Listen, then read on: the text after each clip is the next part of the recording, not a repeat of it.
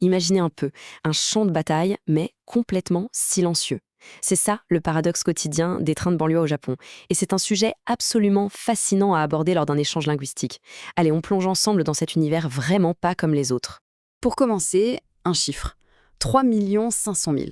Non, non, ce n'est pas une erreur, c'est le nombre de personnes qui transitent par une seule gare, la gare de Shinjuku, chaque jour. C'est juste colossal.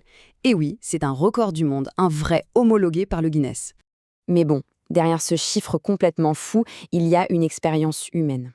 Et les Japonais, ils ont un mot pour ça, un mot absolument génial. Tsukin. C'est un jeu de mots entre tsukin, qui veut dire le trajet pour aller au travail, et kutsu, la douleur. Le trajet douleur, en quelque sorte. Ça pose le décor, hein. On comprend tout de suite que ce n'est pas une partie de plaisir. Parce qu'en fait, il faut bien comprendre que ces trains, ce ne sont pas juste des boîtes en métal qui vont d'un point A à un point B. Non, ce sont de vrais petits mondes, des microcosmes de la société japonaise. C'est comme une scène de théâtre où, chaque jour, on assiste à un ballet incroyable entre une efficacité quasi militaire et une endurance humaine qui force le respect. Et c'est là qu'on arrive à la grande question, le mystère central. Comment est-ce possible que dans un endroit aussi bondé, aussi compressé, on entende un silence quasi total? C'est ça le paradoxe qu'on va essayer de comprendre ensemble. Alors, la réponse, elle n'est pas à l'extérieur, elle est à l'intérieur même des wagons. Tout est une question de codes sociaux, de règles non dites, mais que tout le monde connaît. C'est un peu comme un manuel de savoir-vivre invisible. Et pour qu'on se représente bien cette densité folle, il y a une expression japonaise qui est juste parfaite, sushizume. Littéralement être serré comme des sushis dans leur boîte. L'image est parlante, non? On parle d'un niveau de compression où parfois les pieds ne touchent même plus le sol. Voilà, bienvenue à l'heure de pointe à la japonaise.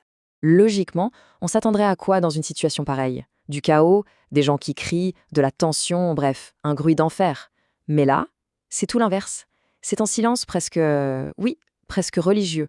Le décalage est juste saisissant. Alors comment on explique ça? Quel est le secret? Eh bien, ça tient en un mot, un concept clé de la culture japonaise, meiwaku. Le meiwaku, c'est le principe de base de ne jamais, mais alors jamais, déranger les autres, ne pas être une nuisance.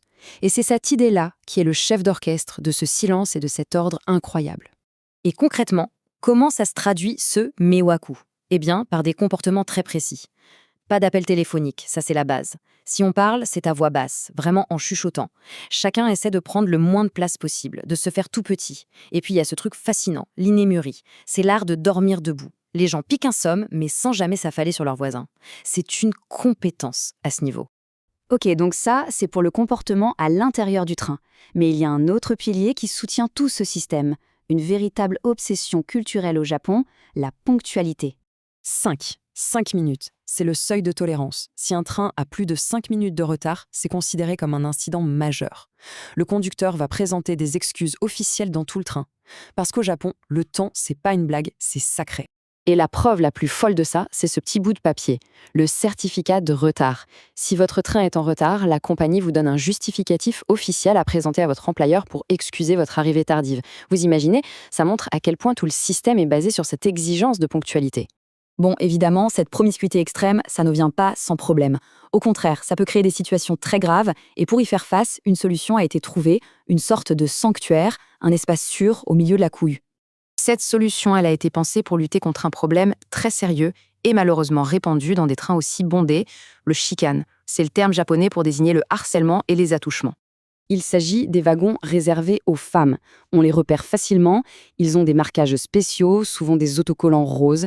Pendant les heures de pointe, seules les femmes, les enfants et les personnes à mobilité réduite peuvent y monter. C'est vraiment pensé comme un refuge, pour permettre de voyager en toute sécurité sans cette angoisse permanente. Tout ça, c'est un contexte culturel hyper riche et c'est une vraie mine d'or pour lancer une discussion. Alors justement, voyons comment on peut s'en servir pour un échange linguistique passionnant. Première idée de discussion, la durée du trajet. À Tokyo, faire 1 heure de train pour aller travailler, c'est la norme. Et chez nous, quelle est la limite acceptable? Ça permet de comparer nos modes de vie, nos rythmes de travail, c'est super intéressant. Un autre angle, c'est l'étiquette dans les transports en commun.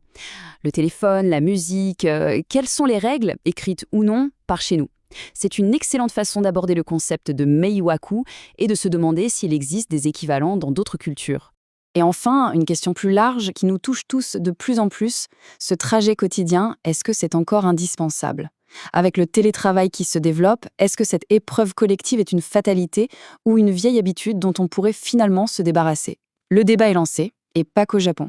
Et pour vous aider à lancer la discussion, voilà quelques mots-clés. On a sushizume pour décrire la foule, jiken jangshu pour la ponctualité. C'est du vocabulaire parfait pour impressionner votre partenaire d'échange et rendre la conversation encore plus riche. Voilà, on arrive à la fin de notre petite exploration. Mais avant de conclure, j'aimerais partager une dernière idée. En fait, on pourrait y voir une belle métaphore. Toute cette endurance qu'il faut pour affronter la foule chaque jour, est-ce que ce n'est pas un peu la même discipline, la même patience qu'il faut pour apprendre une nouvelle langue? Parce qu'au fond, un voyage difficile, que ce soit dans un train bondé ou au milieu des complexités d'une nouvelle langue, ça mène toujours à une destination qui en valait la peine. Une destination qui nous enrichit. Alors la prochaine fois que le chemin vous paraît un peu rude, pensez à ça. Gardez le cap et à très bientôt.